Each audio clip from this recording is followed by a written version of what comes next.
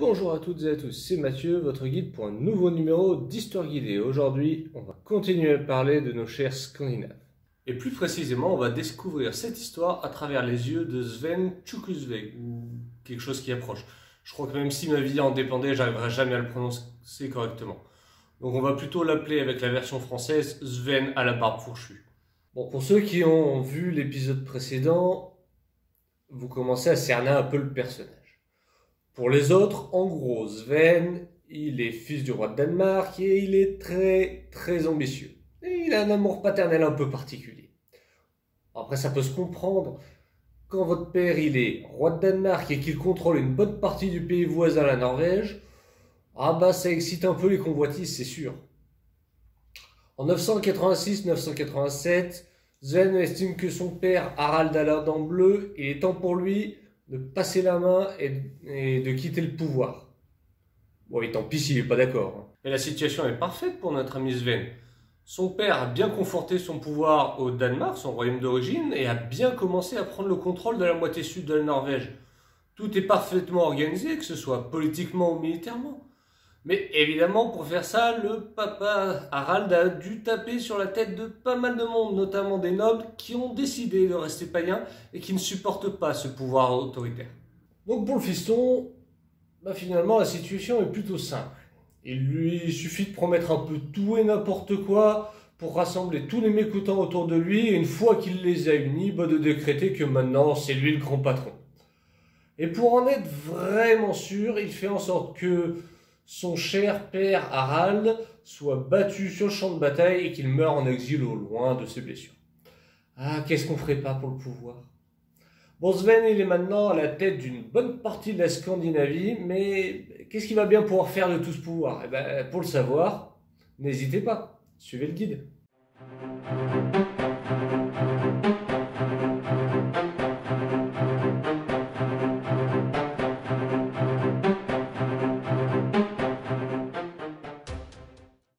À partir des années 950, les pays scandinaves, et notamment le Danemark et la Norvège, ont commencé un virage vers la christianisation et vers une centralisation plus forte.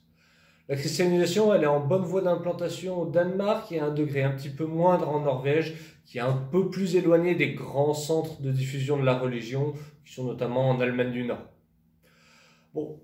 Cette christianisation, elle donne au roi une assise idéologique pour revendiquer un pouvoir plus fort et plus centralisateur. Ainsi, on voit un début de changement qui fait passer les relations entre le roi et ses principaux nobles d'une relation d'alliés qu'il faut arroser d'or à une situation de vassaux qui sont liés par des serments de fidélité. Et ces serments de fidélité sont assurés par une assise religieuse qui rend les serments sacrés. Bon, alors évidemment, dans ces conditions-là, les nobles y perdent une bonne partie de leur pouvoir et une bonne partie de leur source de revenus. Autant dire que, évidemment, ils vont pas être très contents et ils vont pas hésiter à le faire savoir. Et ça va engendrer un climat délétère, une instabilité absolument terrible, absolument partout. Il va y avoir des guerres civiles, des révoltes.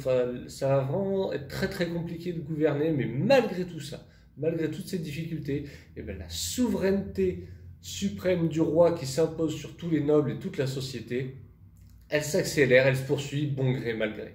À partir de 983, on voit les derniers soubresauts pour s'opposer à ces volontés d'unification des royaumes. Précédemment, le roi de Danemark, Harald à la dent bleue, avait réussi à contrôler le Danemark, le sud-ouest de la Norvège et même une partie du nord de l'Allemagne. Il avait commencé à christianiser les pays sous son contrôle et avait l'ambition de contrôler toute la Scandinavie en établissant un modèle féodal inspiré du reste de l'Europe. Alors cette christianisation et cette centralisation à marche forcée, ça plaît pas à tout le monde. En 983, le Jarl Elkon Sigurdsson, qui contrôlait le sud de la Norvège au nom du roi du Danemark, se révolte. Il rassemble une coalition de nobles et bat son roi, qui doit alors abandonner sa conquête. Harald à la dent bleue est terriblement affaibli et son fils Sven à la barbe fourchue en profite.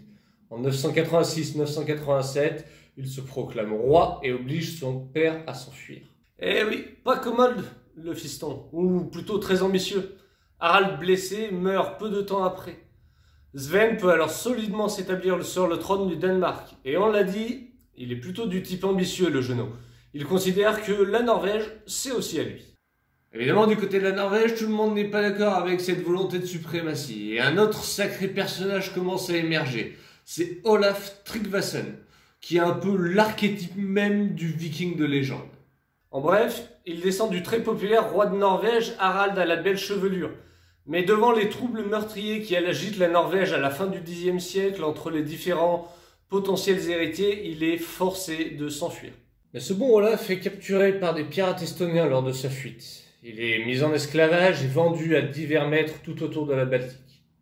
Un beau jour, son oncle éloigné, un noble viking au service de Vladimir Ier, le roi de la Russe de Kiev, vient dans le coin pour des problèmes de taxes. Cet oncle remarque un grand blond au milieu des Slaves. Il reconnaît là un membre de sa famille et décide de le racheter.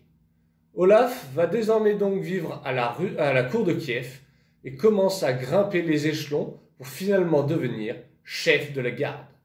Évidemment, cette ascension fulgurante et cette popularité indéniable fait très peur. Et le roi Vladimir Ier décide de l'envoyer au loin, des fois que. Il devient alors un vrai viking en participant à beaucoup de raids, notamment en Europe de l'Est. Après s'être bien échauffé avec tous ces raids, avoir accumulé de l'expérience, mais surtout beaucoup d'or, il se sent maintenant de taille pour prendre le pouvoir en Norvège, ce pouvoir qu'il estime sien. Il débarque en 995 et commence par rencontrer des rebelles. Il réussit même à se faire couronner roi de Norvège. Et pour lui, c'est plutôt un bon timing, parce qu'à ce moment-là, Sven il est occupé à remettre au pas tous les nobles récalcitrants de son royaume du Danemark. Il recompose son armée, il tente de rétablir son autorité, il a donc bien d'autres chats à fouetter. Olaf est alors plutôt tranquille pour affirmer son pouvoir, ou au moins tenter de le faire. Au début, l'entente avec son voisin danois se passe plutôt pas mal du tout, et ils vont même aller faire les vikings, donc ils vont aller faire des raids le long des côtes anglaises, et vont réussir à amasser un très joli butin. Bon, la lune de miel entre les deux ne va pas durer bien longtemps. Il se brouille très rapidement et très violemment avec Sven de Danemark, qui est plutôt chatouilleux côté famille. Bon, la brouille commence quand Olaf a l'idée de se marier avec la sœur de Sven, Tyreux. Sur le papier, ça paraît une bonne idée. Pour sceller une alliance, c'est nickel. Mais en fait, pas du tout. Alors, les sources ne sont pas très claires sur le sujet, mais en gros, de ce qu'on en comprend, Sven ne voulait pas du tout de ce mariage. Mais Olaf a quand même épousé Tyreux. Donc, autant dire qu'à ce moment-là, le roi de Danemark, il n'est pas content du tout. Puis au passage, ça lui donne une bonne excuse pour tenter de récupérer la Norvège, qu'Olaf a commencé à unifier. Donc finalement, en fait, pour lui, c'est plutôt tout bénef. L'affrontement est alors inévitable et se conclut en l'an 1000 à la bataille navale de Svoldre, par la défaite et la noyade d'Olaf Tryggvason. Sven à la barre fourchue a alors réussi à reprendre les terres du sud de la Norvège conquises par son père. Le nord de la Norvège étant toujours aussi instable et rempli d'héritiers divers et variés qui se battent entre eux, ça laisse Sven plutôt tranquille de ce côté-là. Il peut alors se consacrer à son nouvel objectif, l'Angleterre. Bon, Sven, il a un objectif en tête, contrôler sa noblesse qui est franchement turbulente. Il va donc reprendre les bonnes vieilles habitudes de se comporter en viking, c'est-à-dire aller piller au loin. Bah oui, ça va lui permettre de défouler un peu les jarls les plus énervés. Et en plus, il pourra mieux les surveiller et les empêcher de comploter au Danemark. Bon, chose qui est quand même pas désagréable, ça ramène énormément d'or, ce qui lui permet aussi d'acheter pas mal d'amitié et de liens de fidélité. Et enfin, ça va rehausser son prestige, car pour juger la puissance d'un viking, ce qui compte, c'est la richesse. Bon, c'est un bon début, c'est une bonne idée. Mais où est-ce qu'il faut aller piller? La cible classique, l'Angleterre, qui semble alors la proie idéale. Les Scandinaves ont probablement appris l'arrivée sur le trône d'un nouveau souverain qui a l'air un petit peu mou. Il s'agit d'Ethelred, surnommé le Malavisé. Vous le sentez venir, le champion, lui? Ethelred, lui, il se croit malin, il pense avoir la bonne solution. Dès qu'une flotte viking approche, on se dépêche de les couvrir d'or et d'argent sous la forme d'un Dangelt. Ainsi, en 991, il va commencer par verser 10 000 livres de métal précieux. Bon, alors dans l'immédiat, l'idée d'Ethelred, ça semble pas trop mal. On évite les pillages et les exactions, mais ça va poser un double problème. D'abord, les hommes du Nord sont à la recherche de métaux précieux qu'ils n'ont pas vraiment à disposition chez eux, et ils voient donc là une véritable mine d'or à exploiter au maximum. Donc ça va un petit peu les encourager.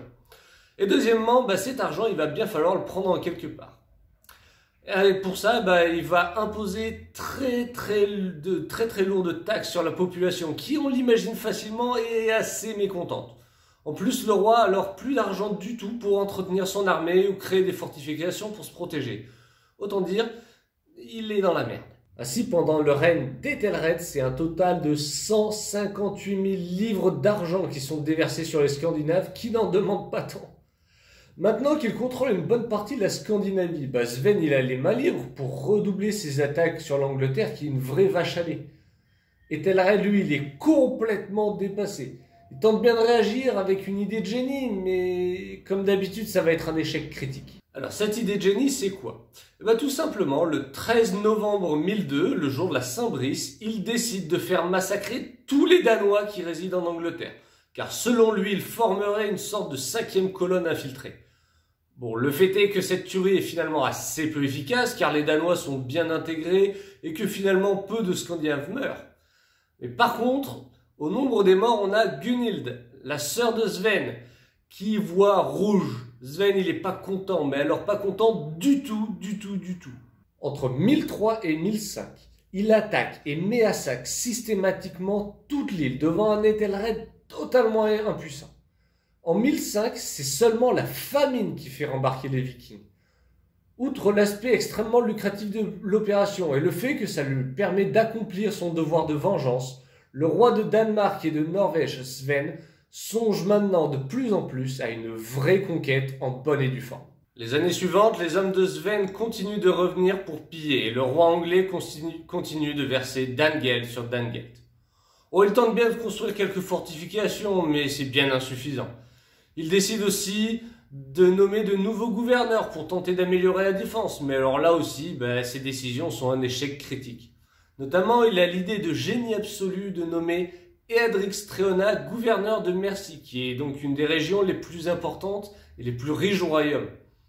Spoiler, c'était pas une bonne idée. Parce qu'à l'époque, déjà, Eadric, il était déjà considéré comme un homme avec une loyauté très fluctuante et sujet à pas mal de petites trahisons et retournements de veste.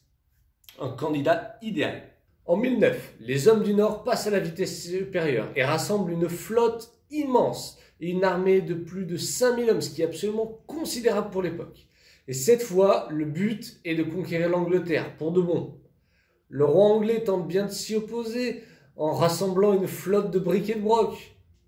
Mais affronter les Vikings sur la mer, qui est leur point fort, faut pas être un génie pour comprendre que c'est pas une bonne idée. Les anglo-saxons sont balayés. Ils s'attendaient à quoi d'autre? En 1010, cette fois, c'est sur la terre ferme que la bataille se passe, ce qui est un petit peu mieux. On l'a dit, le guerrier scandinave n'est pas vraiment expert en bataille rangée en théorie. Les deux armées se retrouvent à Ringmere et les Anglais sont en supériorité numérique et ils sont globalement meilleurs quand ils sont en formation. Donc normalement, ça devrait bien se passer. Les anglo-saxons sont divisés et terrifiés face à la réputation des Vikings. Certains s'enfuient à la simple vue des Vikings. Et alors là, c'est le début de la débandade. Les Danois obtiennent absolument tout ce qu'ils veulent, notamment ils obtiennent l'East Anglie, donc une bonne partie de l'est de l'Angleterre. Le royaume d'Ethelred est alors extrêmement affaibli. Le peuple ne peut et ne veut plus de ses impôts pour payer les tribus. Les chefs commencent à sentir le vent tourner. La loyauté devient rare, très rare, et les trahisons sont très fréquentes. L'Angleterre est alors mûre pour une réelle conquête complète. En 1013-1014, Sven revient à la charge et devant la pression, Ethelred le mal avisé est forcé de s'enfuir en Normandie chez son beau-frère le duc. Sven a la barbe fourchue et le maître absolu du pays et il est reconnu roi par la noblesse locale. Bon, il va pas avoir beaucoup le temps de savourer sa victoire, il meurt 5 semaines plus tard. Ah, ballot.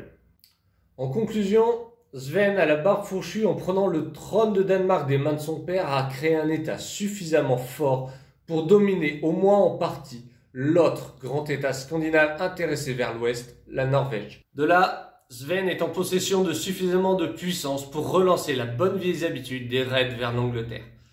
Mais vu l'extraordinaire faiblesse du royaume anglo-saxon et notamment de son roi Ethelred qui cumule bourde sur bourde, les raids pour l'argent vont se transformer progressivement en réelle conquête.